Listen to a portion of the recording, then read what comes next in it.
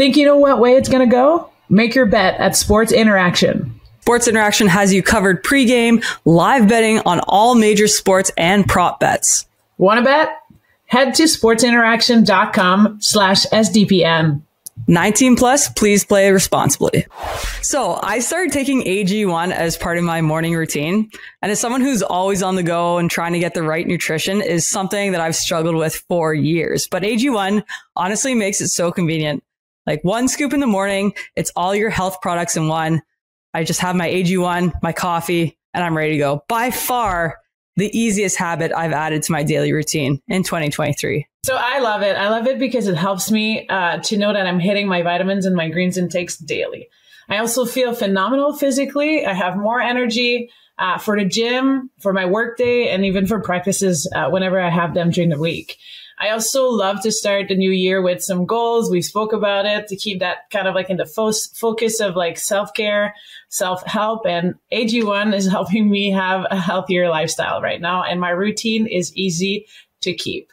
I'm telling you, this one is a guaranteed achievable goal for this year and a new healthy habit I will keep for sure moving forward. So I love it. Thank you, AG1. If a comprehensive solution is what you need from your supplement routine, then Athletic Greens is giving you a free 1-year supply of vitamin D and 5 free travel packs with your first purchase. Go to athleticgreens.com/TKKS. That's athleticgreens.com/TKKS. Check it out. She scores! Take a moment to look up at the ceiling. You're about to bust through it.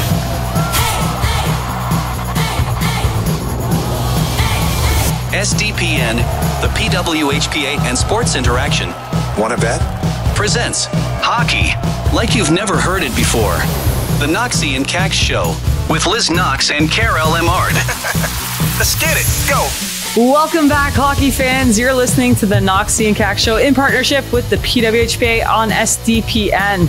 We have a first-of-a-kind episode today, and we are joined by a very special guest.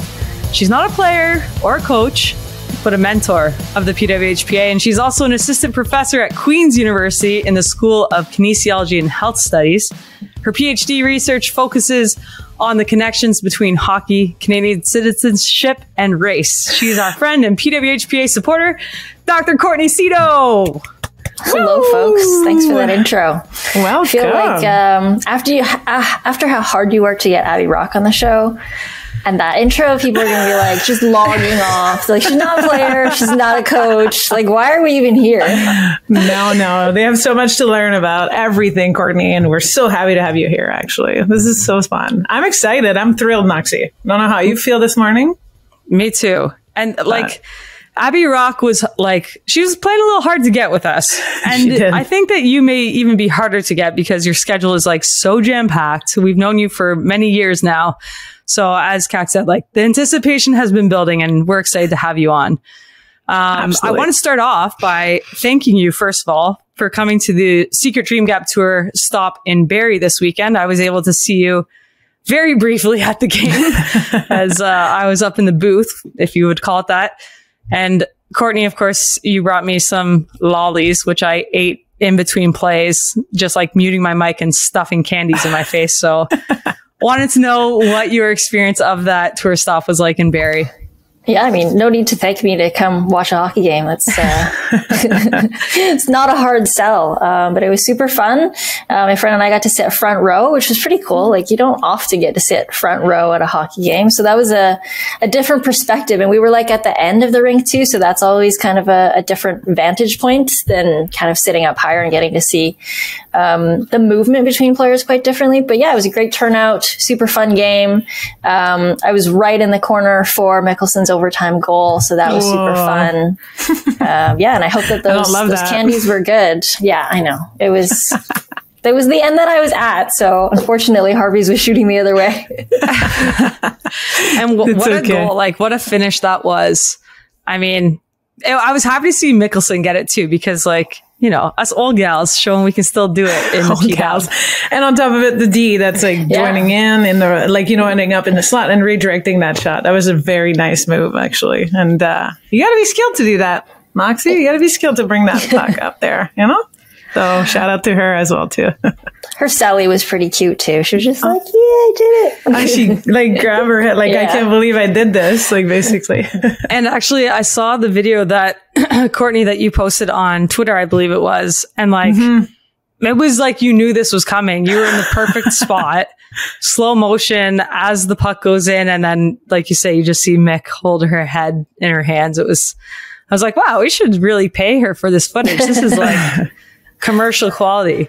Also this weekend, before we get into talking about the wonderful Dr. Szto, was the Super Bowl, of course, yada, yada, the boys playing the game. But I wanted to talk about Justina Miles, who translated Rihanna's halftime performance to ASL. And I only want to say, like, if you haven't seen this video of Justina Miles or didn't see it live, Google that name or like TikTok that name, Instagram that, whatever you find your things on, your videos on. She absolutely slayed that halftime performance. She did. She crushed it. Yeah. And it was like entertaining to the max. And I wouldn't say that I love Rihanna, obviously, but, I think she's like close to be, you know, yeah, I'm not sure who's winning on that performance, you know? I think Justina, no question, Justina won that performance. You're right. There's more movement in Justine's for sure than Rihanna's. Like, although she crushed it, one stepper and the head bump, can't do that. I loved it. I loved every second of it. And then after the fact, I think I saw a video, and I don't know if you guys will be able to find it as well too, but it was a girl that was showing it to her deaf mother, and they were watching Justina performing, and the mom was getting into it, and it was kind of like, she was saying in the comments that it was the first time that she was like actually getting so into a song too, like that, without hearing anything, just because of how she was like moving and interpreting it. I love that. I love these moments too. So yeah. Go watch it. Go find it. Courtney, did you see it? And I found out. I did, yeah. I mean, talk about a full body workout, eh? I feel like you would be so sore. Like, that's 4 minutes of just straight up strength conditioning. This just could be 3 lines. Yeah, this could be like a good life class where you learn ASL at the same time that you're like dancing. Dancing awesome. With it. Yeah.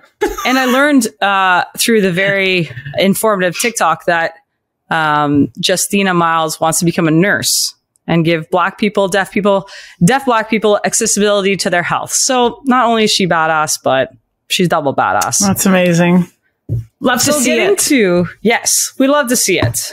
So getting to Courtney, we were saying, Kax and I were talking before the episode, like, we know you so much as a professional, but we don't really know a lot about little Courtney, where Courtney grew up. You know, your childhood, sports that you played, how you got into hockey. So we want to know the Courtney that your teammates know. So let's start about kind of your family and your childhood. I mean, that's frightening when you put it that way. The Courtney that my teammates know, it's a whole, you'd have to ask them. We want to be in the locker room with you guys, you know? Like, this is what, like, we're sitting there and you're chatting. Like, how would it be like? Tell us more.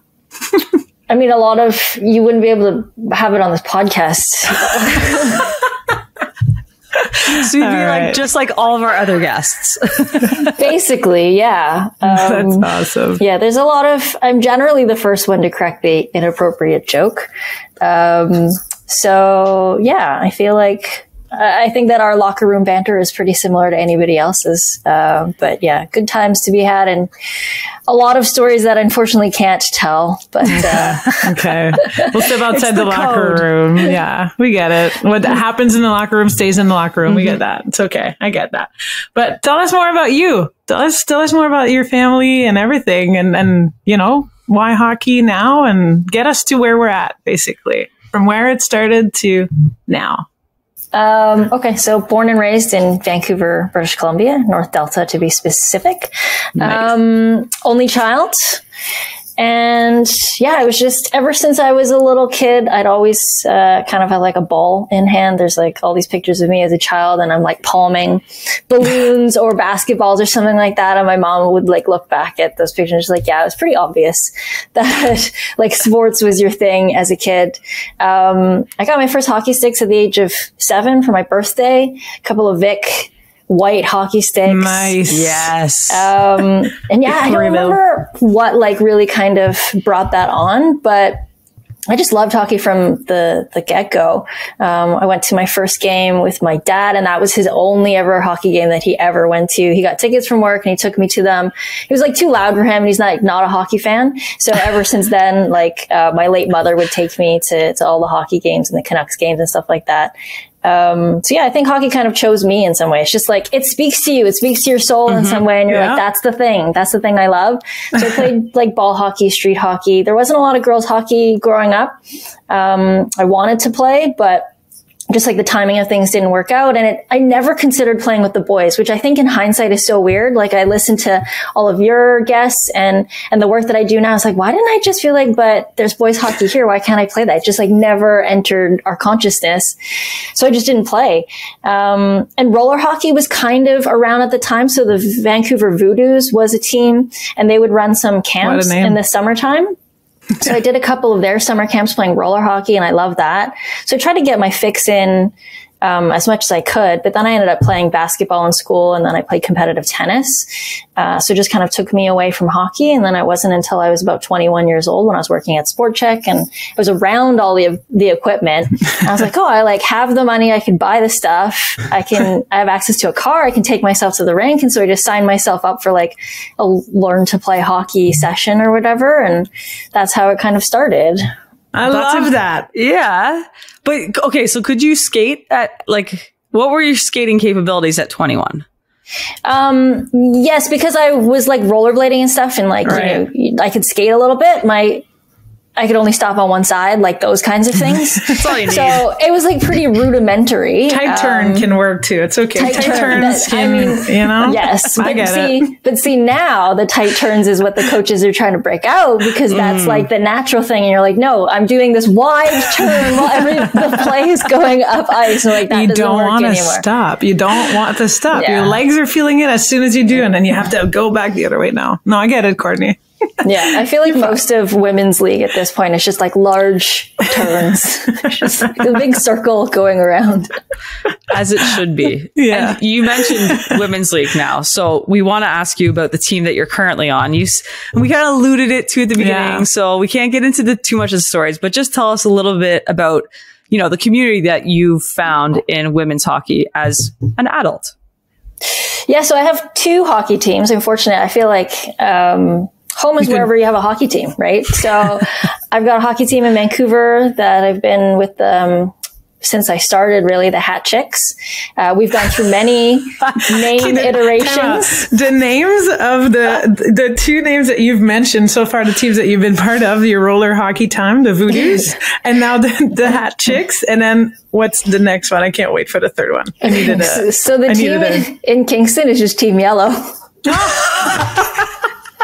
We're like 6 teams, and they're just all colors that they assign us. So it's just like, we're Team Yellow. I put a setup, like the red carpet was there for the last name, Yellow. I love it. You know what? It actually didn't disappoint. Like, that's very on brand for hockey player. Like, let's just stick with colors. Keep it Team simple. Blue. Yeah, I like it. That makes sense. So the Hat Chicks are a team that you play with back home, kind of like in the summer times then when you're back there, or how often are you back in Vancouver? I mean, pre-COVID, I would be back quite a bit, maybe 12 weeks out of the year. So whenever I'm home, I'll get in a game, and I fly back and forth with my skates. I have a set of gear in Vancouver, and I have a set of gear here. So I figured out kind of getting through the airport with your skates as carry-on is a bit of a trick as well. Yeah. But yeah, that's just kind of wherever I am. As long as there's ice available, I will try to find it. I love it. That's amazing. Love it. Kax and I were talking about this just before you came on pre-recording, but you've taken part in a couple adult camps, and this is like a new niche market, I would say, for adults that are either not even necessarily learning to play, but like looking for a space techniques to learn. Yeah. Right? Like, so many of these adults have been taking their kids to the rink, or their nieces, nephews, whatever it may be. And Karell Ouellette, out in Montreal, and Kristen Richards, Megan Bozek here in the GTA. Both these groups have been running adult camps. So I want to know what your experience has been like going to adult hockey camps, and plug it because I want more adults to take this risk. I mean, it's the best, but I also don't want to plug it because then it makes it harder for me and my teammates to get spots in these camps because they're so rare, right? So, oh my God. When I moved out to Kingston in the summer of 2018, I had found Karell and Pooh's adult camp like online somehow a year before. And I was like, oh, I'm moving out there. This is my opportunity to go try it. And I just happened to ask my teammates, I was like, I'm going to go to this camp. Does anybody else want to go? And like 10 probably of my teammates in Vancouver flew out to Montreal for the camp. So we had like a big presence. And we had no idea what to expect. And it was just a life-changing experience for all of us to be on the ice with, Olympic caliber athletes who are treating us beer leaguers as legit competitors and spending time with us, and the level of coaching is phenomenal. I mean, if you've had enough coaching, you know what good coaching is and what bad coaching is. Yeah. And it's the coaches who let a drill run even though it's not working, and they just kind of let it fall apart and it's not a good experience. It's not like that with Karell and Pooh's camp, right? It's like they stop, they regroup, they reassess, they fix things if they need to. The technical eye is like, this is the thing that is not working. Laura Stacey, the first year she was there, we were doing a stick handling drill and she just like starts poking me with her stick on my elbow. And I was like, that was rude. Like, what do you think you are, Stace? And she was like, you need to get your elbow up. And she was bang on. Only Markham players actually have ever called me out on my lazy elbow. So it's been like a consistent thing. But the adult camp in Montreal has grown every year that we've been there. I think the first year is maybe 60. I've gone 3 years and I think it was about 90. They did 3 shifts the last year. And we consistently have about 10, 15 coming from Vancouver. Girls come up from Boston. People drive from all over to get coaching because there isn't a lot of adult programming. Right. And then with Kristen Richards and Megan Bozak in Oakville, it's like a completely different experience because generally I've done like really small groups with them, 3-on-3 ice, 8 participants. So you get a lot of one-on-one time, a lot of repetition. So the balance between the two has been amazing. And like, what a spoiled brat am I that I get to say that my coaches the last 5 years have been Kristen Richards, Megan Bozak, Marie-Philippe Poulin, Caroline Moulin, Julie Chu, and Sophie Bate is like my consistent coaches. And that's set the standard. So it's pretty hard for anybody else to roll up as a community center coach and like trying to offer me a lesson. At this point, I'm like, let's see. Do you have a medal? Do you have a Clarkson Cup to your name? So yeah, they've definitely raised the standard. I mean, it's one thing to raise the standards like you're saying and everything. I think it's another thing to, and I'm going to like, as an adult, sometimes we get too proud and too, like, sorry, my dog wants to get out, so I'm going to let him out. But we get too proud, and pride is in the way of like actually getting to do something that is, like you said, a life-changing moment. Like, yes, you went to these camps and these athletes and then coaches are treating you as they should be treating you. I also want that to be clear. Like a younger kid of 4 years old to an adult, it should deserve the same type of like explanation and the same time of technique or coaching stuff. So Courtney, one thing I honestly give props to all adults that go to those camps because you bring yourself out there. One, it's hard. I bet you it was like you were sore after the weekend, wasn't it? Because it's hard for us when we coach. So like from power skating to skills and everything, like that's a huge moment for that too. I mean, if you think that the camp in Montreal is 6 hours of ice over Saturday and Sunday, and we generally as beer leaguers will play 1 game a week, right? So you're looking at a month or 6 weeks of ice time condensed into a weekend. Right. And this last camp, I had COVID just before I went to camp. And I showed up and I was like, this is not ideal. And I train all year to be at a level of fitness where I can get the most out of camp, right? Like that is a legitimate goal of mine. And so it was not a great thing. And so the first drill, like 15 seconds in, I'm gassed. I was like, okay, I'm going to need to expend my energy in a very like conscious way to make it through 2 days. And so the first day I could kind of like coast a little bit. Second day, they had a completely different plan. There was no coasting. We were doing 2v2, 3v2, and it was like you had to get the puck out or you had to make a clean pass in order to switch off. Oh, no. So there was no coasting in the corner. I was done by the end of that camp. I was so mad at them. I was like, this is the worst job, but it was so much fun. Oh, my goodness. Yeah. This is good. That's amazing. You said like, I don't want to promote it, but I think everyone that wants to just get their games a little bit better or like feel better out there. I think it's all about feeling better while you play. That's why you go to camps. That's why the kids are going to camps too, right? And learning, right? Like it's an opportunity to learn. And like I think most of our athletes would say like you're a lifelong student of the game. Like you're always, open to learning something about your play, the team's play, whatever it may be. And as we talk about learning, you have quite the, list of degrees, which is new for Kax and I to be interviewing because we're used to like kind of like a one and done. and to be honest, there's a couple that have masters and like PhDs are working on them or however that goes. But honestly, I'm actually super interested into the reasons to why you chose the universities that you chose. One, because as Knoxy and I were chatting about, usually we get the players to tell us like, well, we got a free scooter or we got this or the rink was sick. And, the people, when I met the players, like, this is what I felt. But I want to know a little bit more about your process. And, I think there was not that there's nothing behind some of our decisions as hockey players. Not saying that, but I think there is a lot of like thought behind your decisions. And I want you to share with us, why UBC and then go from there to U of T to Simon Fraser University. So take us through why. I think you're going to find that there's actually a lot less thought that went into it than you're assuming, because my goal going into university was to get a tennis scholarship in the States. Like that was what I wanted.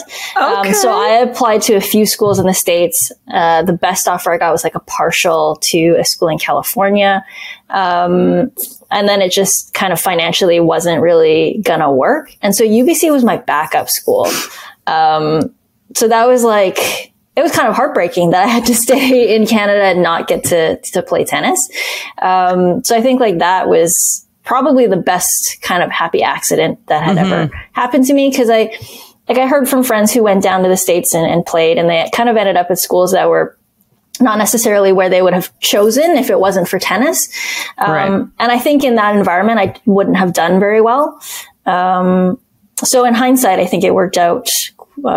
Everything worked out the way it should have. And I got to play on the club team, at UBC, and I coached, at UBC. So I kind of picked up a different set of skills, when I was there. And U of T is a similar, suggestion. I went to UBC and I was like, I think I want to do grad school here. And they're like, yeah, we don't think your grades are good enough to get in here. Oh, Sean. No. They're like, have you considered U of T? And I was like, I have not, but I guess let's try I guess I will now. Oh, okay. Really? Also, wait.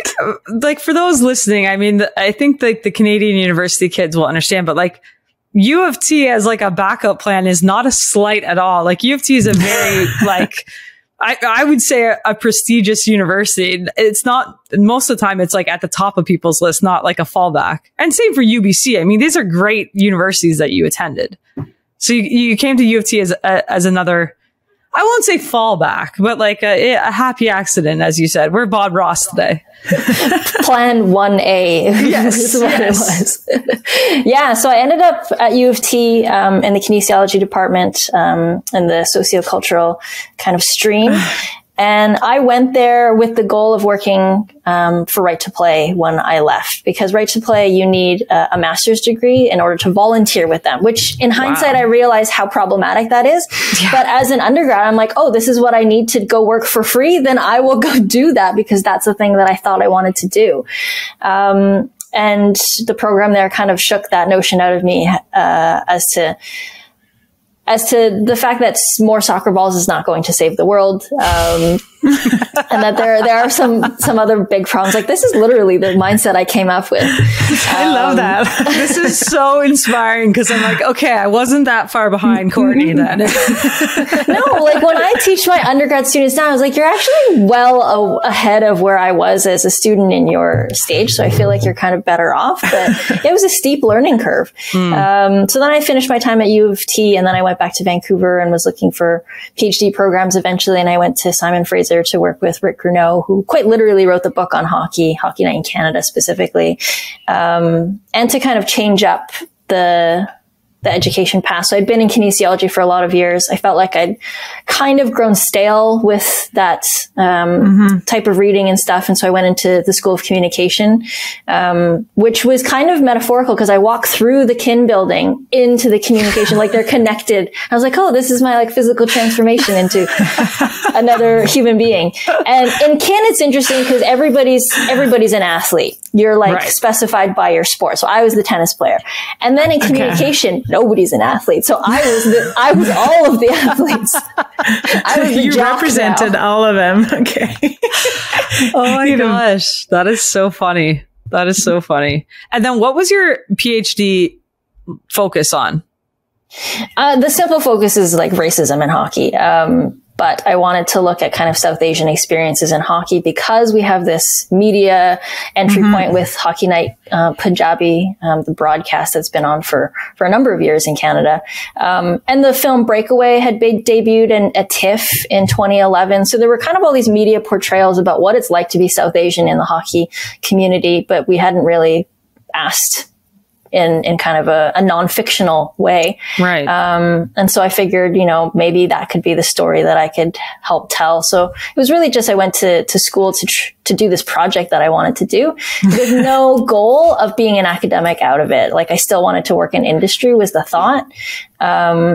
So yeah, I just kind of was like plugging along, was like, how can I hang out at the rink was my goal for the PhD. Cause when I was doing my master's, it was tennis research. And then I saw people doing hockey research. And I was like, why didn't I think of that? Like, that's brilliant. I want to do it. and like, this is the way that, I mean, I feel like a lot of our guests, like the stories, you think it's going to be so linear. You think, oh, okay, I've got this figured out. And then you get into it and you're like, oh, like, well, that seems more interesting than what I'm doing, or I'm actually really passionate about this, but I had never considered it. So as you just mentioned, you didn't see yourself in academia, and now you're an assistant professor at Queen's University. So maybe tell us kind of what happened from your PhD and what you're doing now at Queen's. Yeah, if you had asked me out of undergrad what my dream job would have been, it would have been something like Kim Davis's job, to run corporate social responsibility, something like that on the business side of sports. And I was at the Carnegie Initiative Summit a few weekends ago, and Kim Davis was there, and I mentioned this on a panel. I was like that would have been my dream job, and yet we ended up in the same space on different panels, but on the same day, right? And we're doing the same kind of work and pulling in the same direction. So I think that there's a lot of different ways for us to kind of do the work that we love. And you would never guess, kind of where life will take you sometimes. Like the fact that I get to run sessions with you folks, like that was never a job description that was available when we were in school. So yeah, I think I found a very fortunate place in the academy that allows me to work with athletes, work with organizations, but not be beholden by corporate interests. And so that's quite freeing, that I feel like I get to kind of shake the cage from the outside and make work on the inside of those corporations, give them a little more space to have conversations and make changes, because of what's kind of going on in the bigger picture. I love that. And what a metaphor, shake the cage from the outside. I'm going to steal that for sure, because that is what you do. You have to quote her. You can't just take that from her. Honestly, Dr. Szto is everywhere. This is like, you are in my brain sometimes when things are happening around me, and it's like you're shaking the cage from the outside. I just love that metaphor. And part of shaking the cage is you are an editor on hockeyinSociety.com. And you work with different collaborators to kind of tackle, discuss, interrogate critical social issues happening in the hockey space. So tell us about the importance of that work. And my real question is, like, who do you think these discussions, or who do you hope that these discussions reach? Yeah, so Hockey and Society was actually the brainchild of my friend and colleague, Dr. Mark Norman, when we were in grad school together at the University of Toronto. He was already a hockey blogger writing for like Nucks and Pucks and like all these SB Nation blogs. And he was like, I wanted to create something like that, but with a critical lens on hockey. And so when we were kind of, I had just finished my master's, he was still doing his PhD. He just started it because there was like, 3 of us in the program who are hockey fans, and were interested in contributing. So it's become this platform for us that anybody doing research in the hockey area can kind of come and share and use this public space to share the work that they're doing. And I think that's a big problem with the Academy is like we spend so much time doing research and very little of it actually gets out to the public, which is kind of the point of it, or at least it should be. So yeah, we kind of, we're always soliciting writers, anybody who has things to contribute. Sometimes people start out as guests and then they stay on a little bit longer. People are coming through as they do their different degree programs and they just use it as a space to share their master's research or whatever their findings are. So we try to offer conversations that you're not going to find on other sites. And I feel like I'm going to knock on wood here, that we've been fairly lucky with the trolls. They find us from time to time. But I think the fact that we're couching everything in research gives us a little bit of air of protection. That is not so much opinion, that it like we're building on something that exists. Well, they can't really attack that, right? So that's the sometimes they do. They try. I know they try, but in a sense, I think it's easier it's easier to attack Knoxy taking a picture of me in a penalty box than it is to attack Courtney, professor with research attached to anything. So I think that if anyone has not or has yet to see any of these articles, they should definitely get onto hockeyinsociety.com and look at your work, Courtney, because not to say anything, but we can mute the trolls here and there and we can learn a little bit more. I described from it true to Kax. Sources. Yeah, I described it to Kax as like social justice, not social justice, social issues in hockey encyclopedia. Like if there's something happening in hockey and you're like, I don't really understand this, go to hockeyinsociety.com. Yeah. I can almost guarantee you that there is, as Courtney's saying, there's researched information on ABCD, like you name it, there's probably an article on it. And it's a great place to learn a lot. As we look at hockey and all the work that we need to do in this space to be more inclusive, this is a really good starting point for thought provocation. Before we get to the rivalry series, I did want to talk about intentional language because Dr. Szto is really good with me at being like, hey, you said this thing in your podcast and you probably don't know what it means. So I'm going to tell you what it means. And then I learn something, number one.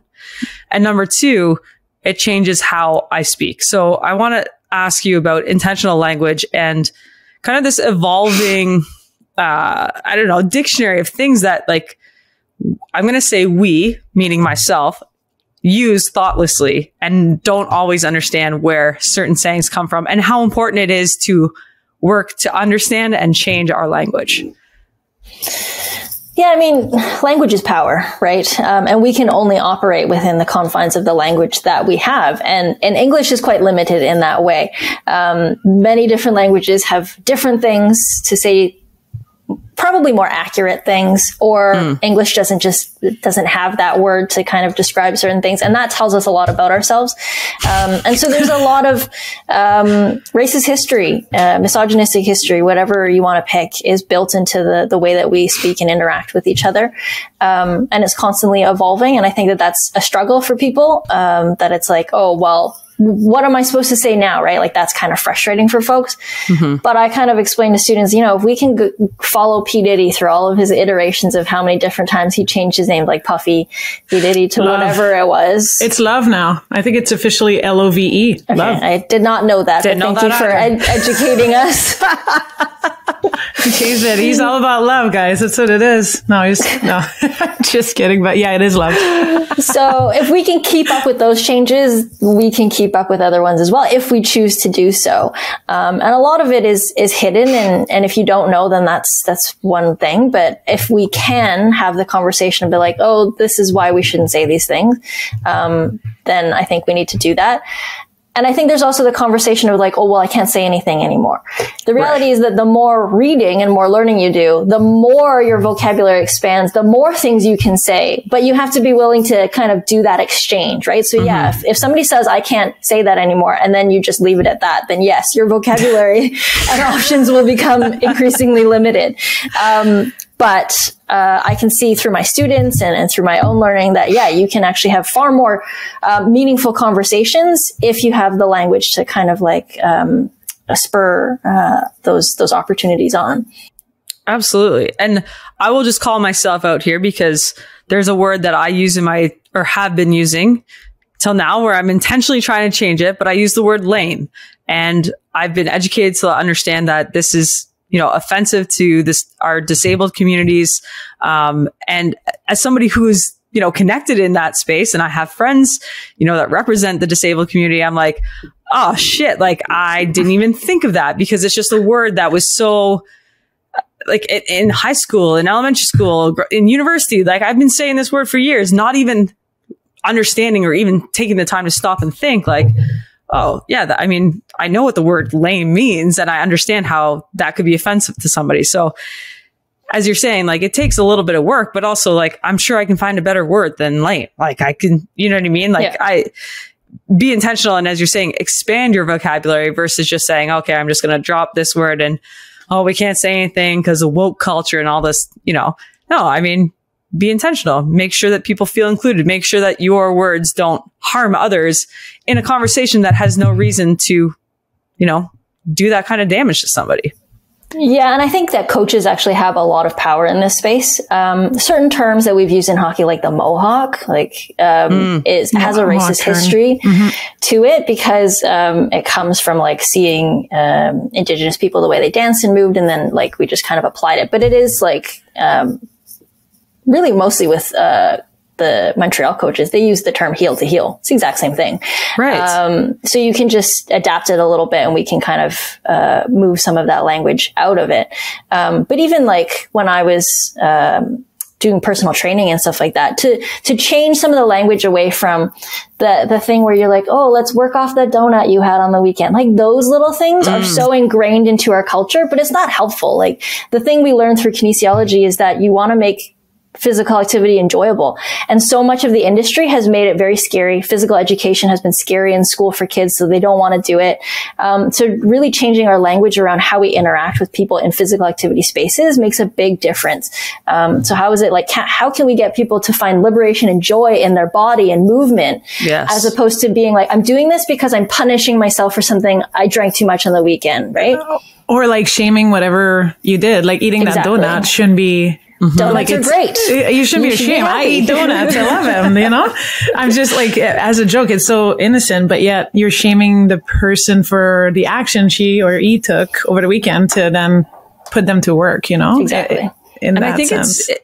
this is going to be a generalization, but like, it's becoming more evident. And I'm sure they said that when we were kids too, with magazines and TV shows, and now it's social media, but we're just like constantly feeding, especially young women, this idea that you have to, as you're saying, Courtney, like you have to punish your body for doing things that you enjoy. Like, oh, you ate too much or you slept too long or you didn't do this or whatever. So jump on the treadmill for 3 hours because that you have to burn this number of calories if you want to even break even, let alone, reach this goal. Like it's so toxic and it's harmful. I mean, as me, a almost 35-year-old, on social media, and like I catch myself in these patterns.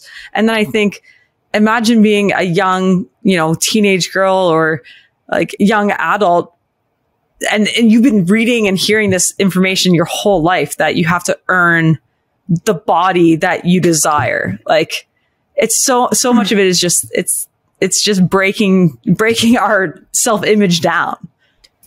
Yeah. And I think that the way that we structure physical education in our schools is also really problematic, because if you think about it, your body is the thing that carries you through your entire life. The math that we learn in certain, like, I haven't used that math ever since I had to do it in high school, right? But you have to live with your body, for your existence. And so to get children in particular to appreciate that body and to figure out how it moves and what they can do so they can go into any situation and have a little bit of confidence, I think we've really failed in that situation. And when we cut funding from schools, phys ed's like usually the first thing that goes, because it's not seen as valuable. So I think that that's a big shift that we'll need to make in society if we're going to be a healthier society.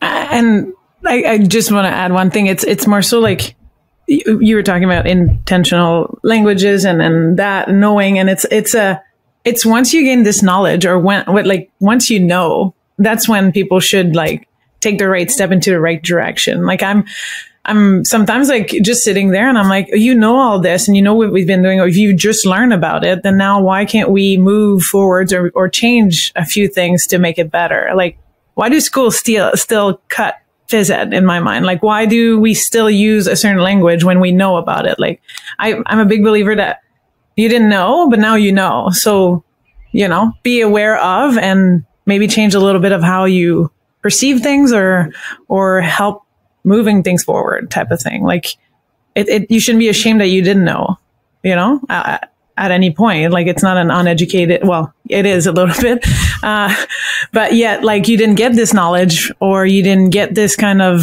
chat. Like, Courtney, if we didn't chat, last year or even through the PWHPA in our sessions and everything, there's things that I would have never been aware of, you know? And I think that's an important point. It's just, what do you do with this information a little bit? Like, how does that impact you as your little like actions in the dailies too? Like, not, you know, starting something big and, we're not going on a strike somewhere or whatever, or if like, you know, fighting something. I'm not saying that, but I think people can do like little things in their dailies, like daily actions, and then change things around them. I think it's a good point. And maybe we'll skip over, we'll come back to rivalry series. We will talk about that in a second, but sorry, because you mentioned it. No, but this is part of the work that we've been very lucky to have Dr. Szto do with the PWHPA is, I'm going to say guiding our learning. And it's not a lecture. Like our players don't sit down and you tell them like, this is what you need to know, right?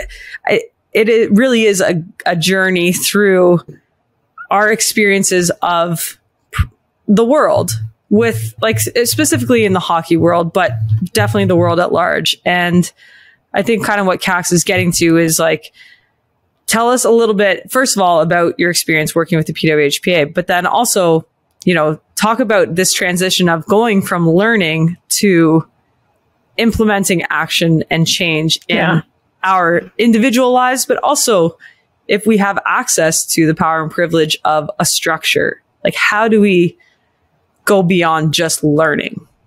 Yeah. It's a big question. So I guess like, oh God, where do I start? She's like, damn, I was supposed to be like on a personal level, get to know me, and now I'm back to work. Yes, we've been doing these sessions for about 3 years now. It's been, mostly on Zoom because of the pandemic, but also because we're just like geographically spread out. So that is definitely one logistical challenge. Also, the fact that the Olympic players left for 1 year. So it was kind of like everybody, then it was like new people, half people, and then like kind of new people coming back in again. So to kind of keep things fresh, but also keep things on a level where new people can come into the conversation has definitely been a challenge. But the big thing that I think I came into this opportunity with was like, I wanted it to be voluntary, at least to a certain extent, because it can actually create a violent space. If you have people there who are resentful, they don't want to be there, they don't want to learn, then that's not really helpful to anybody. So I do think that that's been good, and you can kind of see players who are opting into it of their own volition, which is great.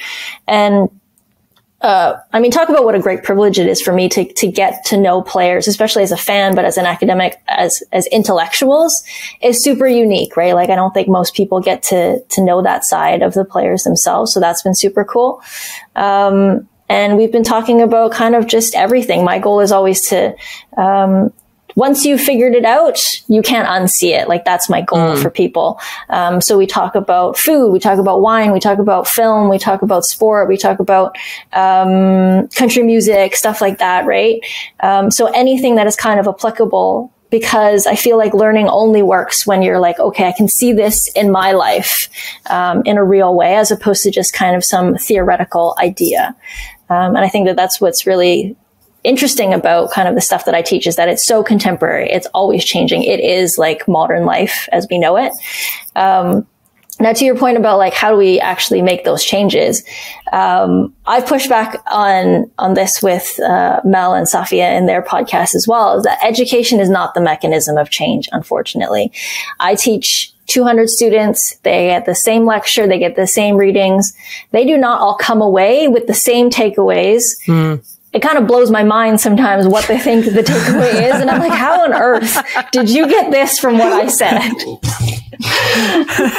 And some of them come away with like a real fire in their belly, right? So that's them knowing the information is not the thing that really makes the difference. So it is super individualized. And I think we like to think that if you teach people something, they will just change their behavior. But there's so much else that goes into it. It's like, your friend group, your community that you have, the power that you might have or lose if you change, certain things. So there's a lot that goes into the context, but I feel like if, my role is that if anybody wants to learn, I'm more than happy to extend that time and conversation to facilitate that. That's so fascinating, eh? You must get some real, like, interesting perspectives from your students. The courses that you teach, are they all, like, is this an elective for these students, or is this a mandatory part of their curriculum? So some of it is elective, and one course I teach, the first year course, is mandatory. And so that's where you see the difference between people electing into the space and people who are being forced into the space. And especially with kinesiology, they don't think that they're coming in to learn about sexism or racism. They think they're coming in to learn about palpating muscles and taking tissue samples and stuff like that. So they don't really understand why they're in my class, a good portion of them. I do manage to kind of sell at least, a few of them, which is kind of my goal, is to bring them over to the dark side. But yeah, I think we do a poor job of kind of explaining the holistic sense of the body and how to do sports science and human science as well too.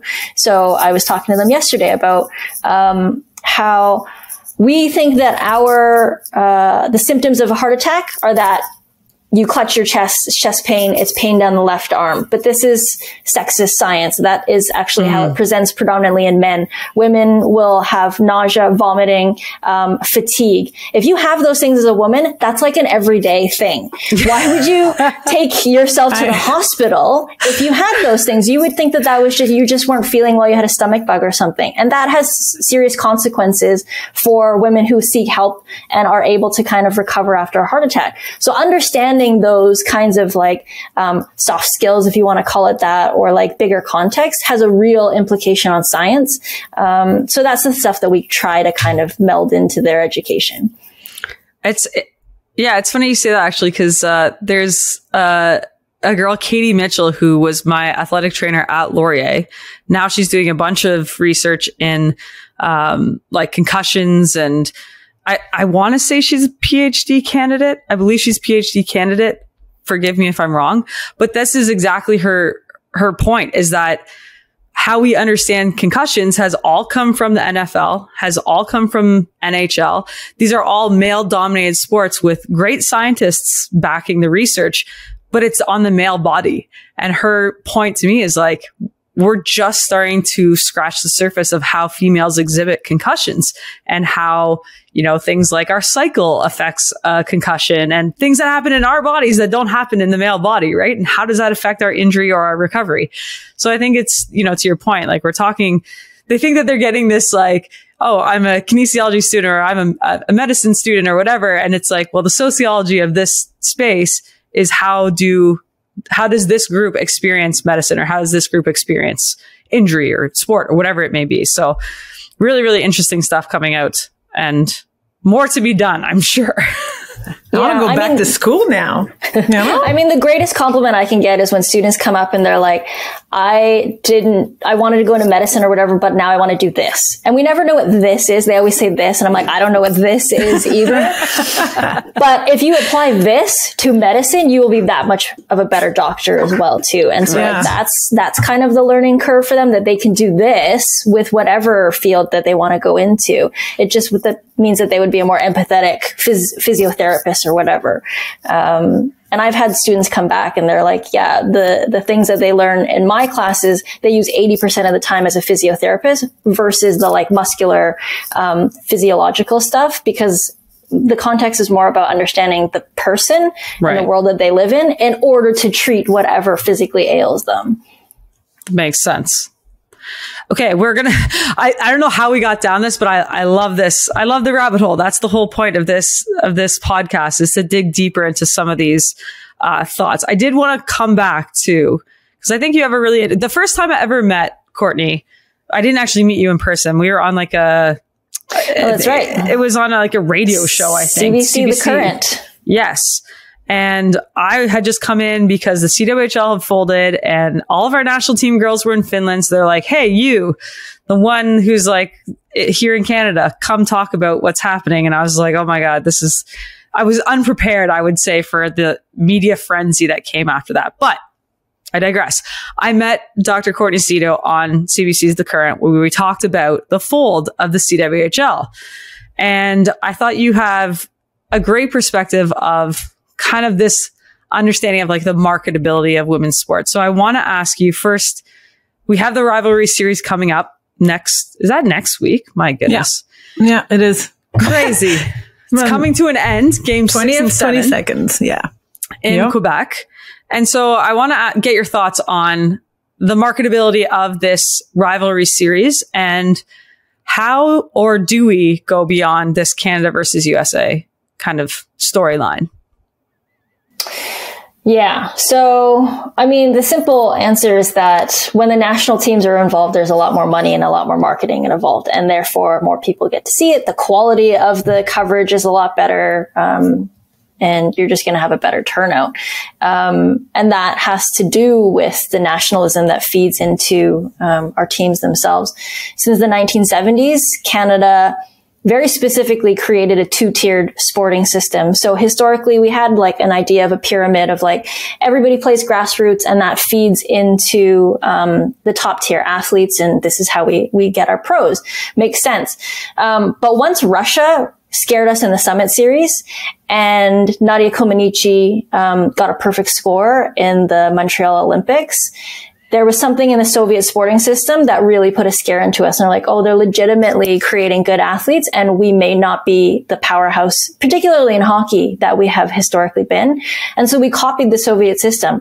Early specialization, early talent identification, pulling kids out of the system, out of the grassroots system as early as possible to streamline them into a sport. And we see that now with like U4 select hockey teams. Like you can barely stand. You should not be select anything. But we do this. Select. I love it. Wow. And so there's obvious consequences of this, because as we've increased our medal count as a nation at the Olympics, our participation as a whole in Canada in sport has decreased. So it's not a sustainable model. And so what we have now is a two-tiered system where we have a poorly funded grassroots system and a fairly well-funded high-performance system. And if you look at the Hockey Canada report, we spend about 16% on the national teams. And it's hard to know what we actually spend on grassroots hockey, but even if you do kind of add some of the categories together, it's less than 16%. So again, that's not sustainable. How are you supposed to have national teams if you're not actually feeding players into that system? So yeah, there's a strong emphasis on the national team level, and regional sports, particularly for women, has just kind of been the victims of kind of that, the way that we've spent and the way that we've directed our attention. boys and men are always at potential. There's always something more for them. And we have become very okay with shutting down the dreams of young women at a very early age. And so for folks to kind of show up to a rivalry series game is a very different ask for them to show up to a PW game or a PHF game wearing a player's jersey. Because women's hockey at that level is strictly women's hockey. It has nothing to do with anything else. It has no connection to the men's game. And so that is kind of the distinction. When we were in Barrie this weekend, my friend Shireen was like, well, everybody's wearing Hockey Canada jerseys. Why are they not wearing PW stuff? I was like, because they can't get PW stuff. You have to have been here to get the PW stuff, or you have to order it. But you can walk into any Sport Chek or any Canadian Tire and buy Hockey Canada logoed gear and walk around with that, right? Mm-hmm.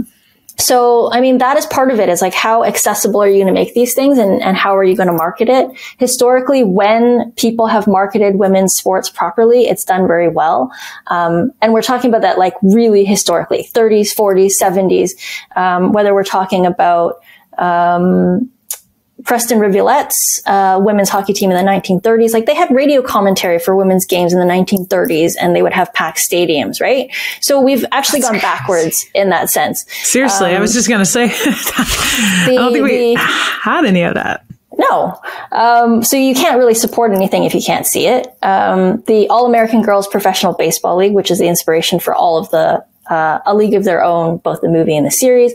Like, they started with about 170,000 fans for a season during wartime, and it grew to about 900,000 fans in 5 or 6 years, right? Like, that's exponential growth. Wow. Because they had centralized management and marketing, and people came out to those games. Once the league, like, decentralized and different teams had different resources, that is, in argument, is one of the reasons why the league kind of started to fall apart. And in the 1970s, Dr. Brenda Elsie's book, Football Era, talks about kind of the growth of women's soccer and development in Latin America. And she found that in Mexico, they could draw an 80,000 person crowd. The men's teams were not even pulling 20,000. And it was because they had women's coverage in the newspapers of soccer, right? So when it has been treated appropriately, we've always seen the response go along with it. But for large portions of history, we've just kind of been like, well, nobody wants to watch that, so there's no need to invest any money into it.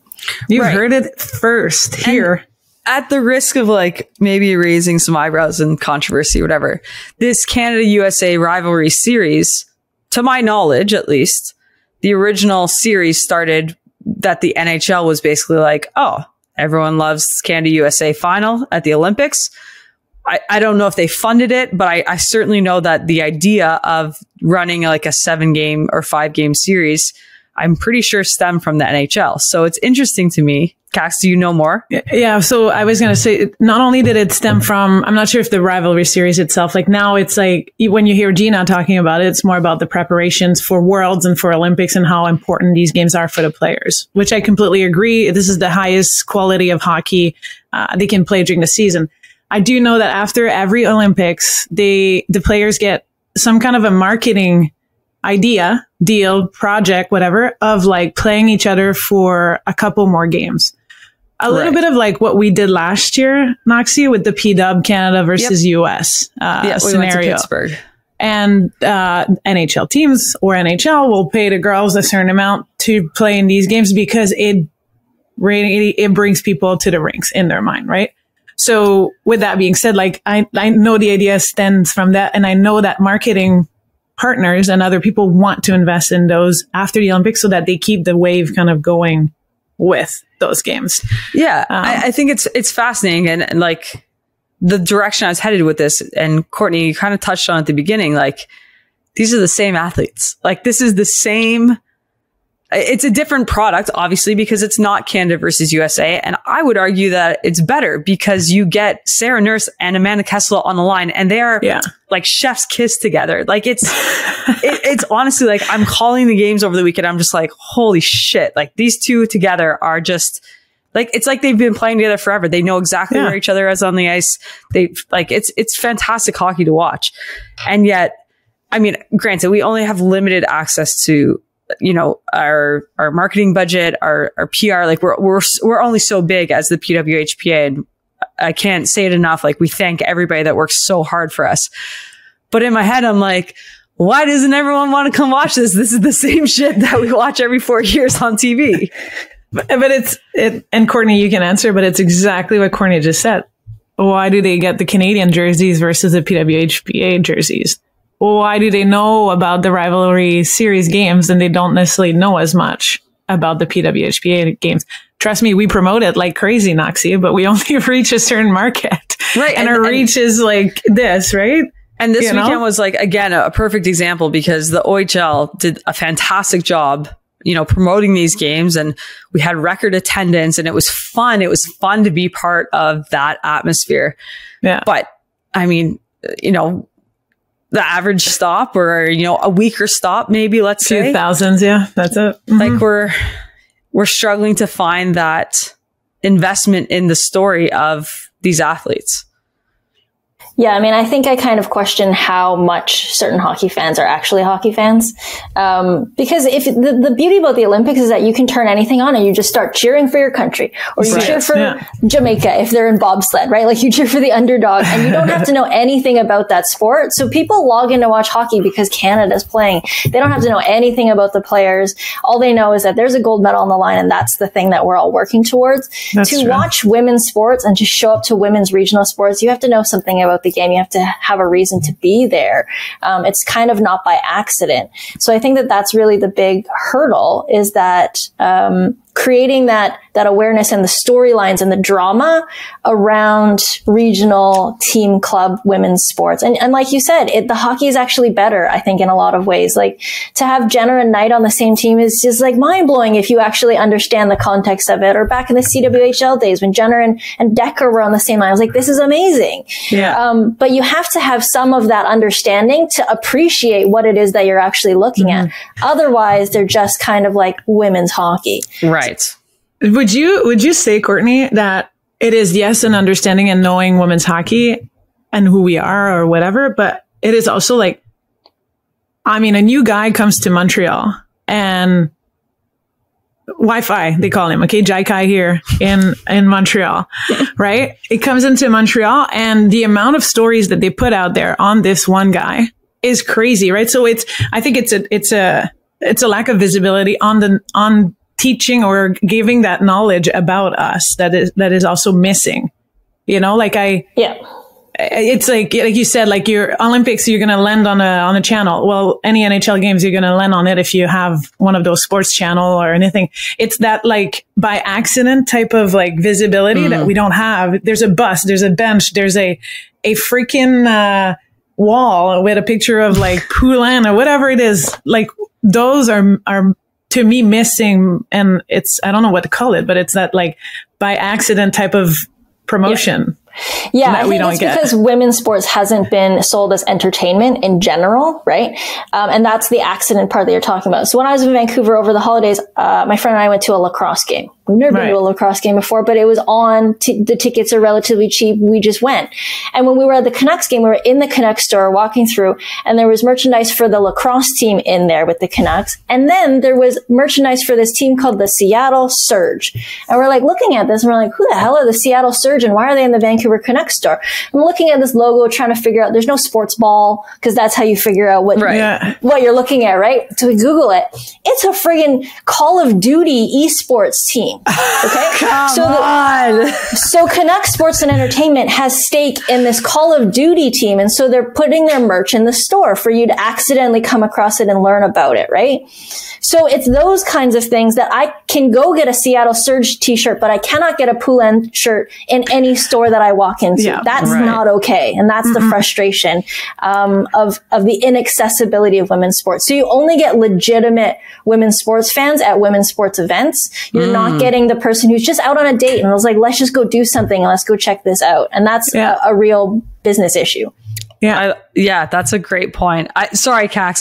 I don't mean to cut us off. Like I feel like this is one of those episodes we could go on for hours. I did want to ask you, Courtney, speaking about being able to go to these experiences, the WNBA is coming to Toronto, which I'm stoked for.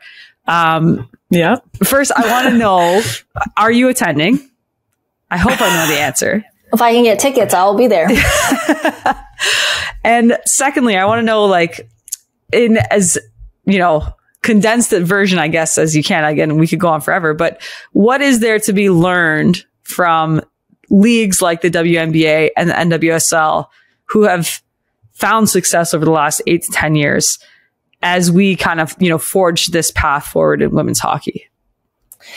I think you just got to stay the course. I think the WNBA is a good example of that. Like, we are 25 or something years into it. It's taken us to get to this point, and I think it's really starting to hit its stride now. Now, when we say it's going to take time, it should not take generations. It should be exponential growth, because we're just in that space now. Right. It does take a little bit of time, but you kind of just have to keep chipping away at it and be consistent. And again, it's like that you're the team that's there year after year after year. And that takes money. That takes investment. That is with any business, to have staying power. But I think what women's sports has also figured out that men's sports doesn't quite think of in the same way is that the power of the labor itself. There is no league. There is no sport without the labor. We're seeing that struggle with the Canadian women's national soccer team right now. Yes.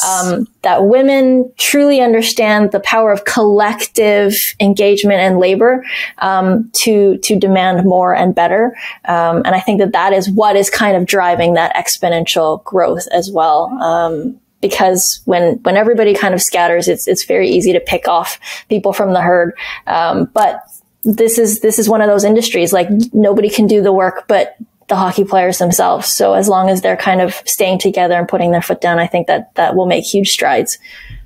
I also, this topic is awesome. And I also just watched a couple weeks ago or a month ago now, the documentary Dream On, of the the USA women's basketball team in 1996, maybe, I don't know, but basically talking about the WNBA, like that, like the whole context in which they had to be everywhere, a little bit like what we're doing in terms of the PW, and then that only because they started filling up arena and gymnasium, that's when the WNBA kind of like the NBA started like investing in them, and then there's some kind of money to make out of this and out of that.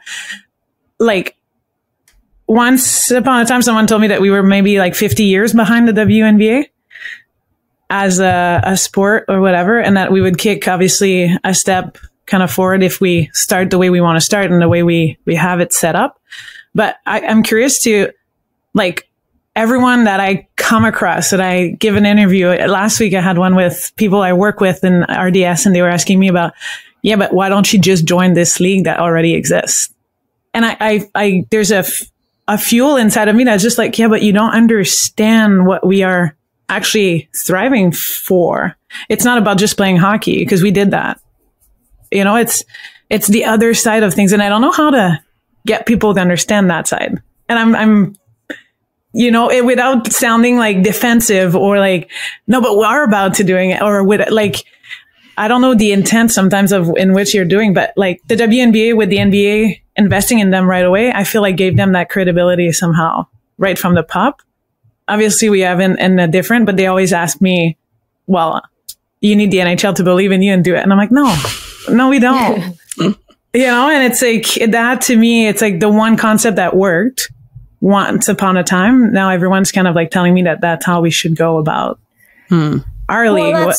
Yeah, I mean, that's kind of the understanding that we have of gender, is that women's sports, it exists because of men's sports. Like, we're on the coattails, and only because they play hockey and football, then women want to play those things too, right? Like, we can't do anything on our own and stand alone, which is super problematic. So I think that, we're in the space and we're in the generation where women are finally like, no, we've done this long enough. And I think we've got the capabilities to kind of think differently. But it's only when we talk about women, we're like, you can only have one of something. You must pick and choose.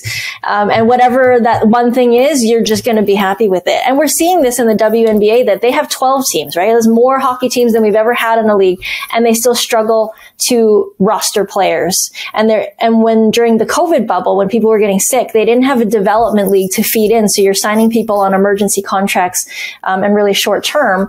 but they haven't necessarily kind of had the opportunity to stay in shape or compete. And that was a problem. So if 12 teams is not enough for one league and there, not enough, space for all the women who want to play, we obviously need, more expansion and more opportunities and tiering, for it to create the product that we want.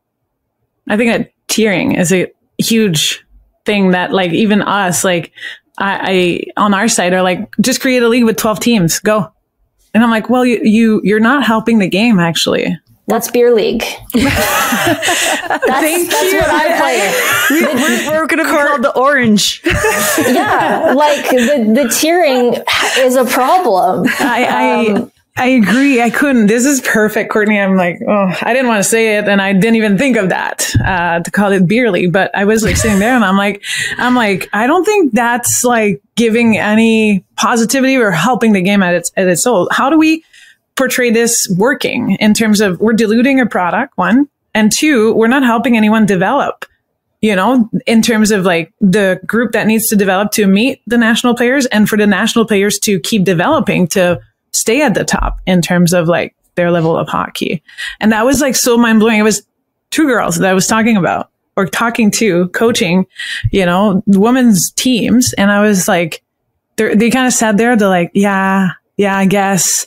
But then everyone could have this opportunity. And I'm like, no, let's develop our game. And how do we develop the talent is by having an AHL and an NHL, like they did on the men's side, for instance. And that's maybe why, the WNBA should have a couple more tier or whatever that is. But I'm just so I was flabbergasted when that happened. I was like, what? I thought you guys knew this. Why do I tell that to, Bob somewhere, but I don't tell that to you. Come on, and I'm figuring out that sometimes it's just a part of like, providing the knowledge to even the closest people to you that they just don't see it the way we're seeing it. Perspective, interpretations, right? I was just like, tiers are probably what we need to go to.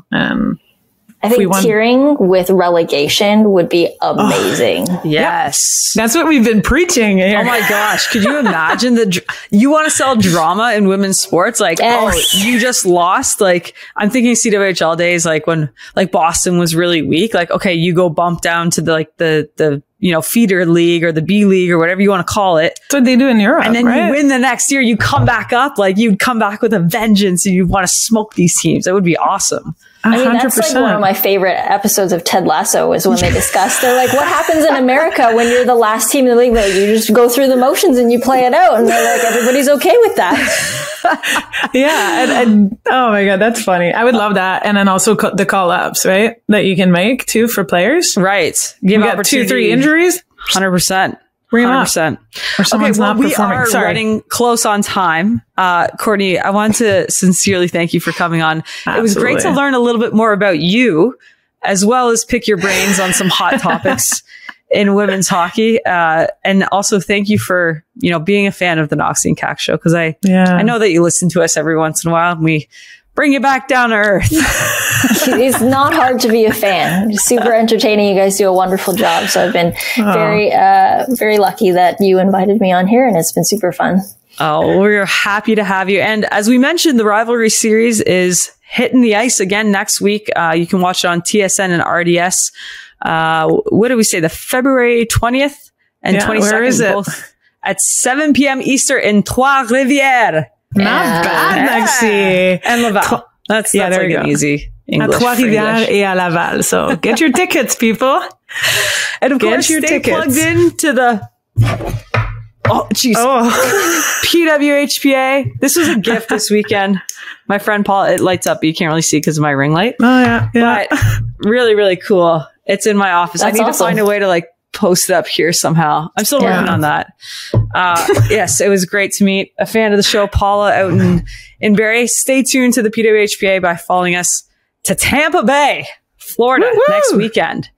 It's the Secret Dream Gap Tour's 7th stop on February 24th with Scotiabank versus Harvey's at 12 p.m. and Sonnet versus Adidas at 3 p.m.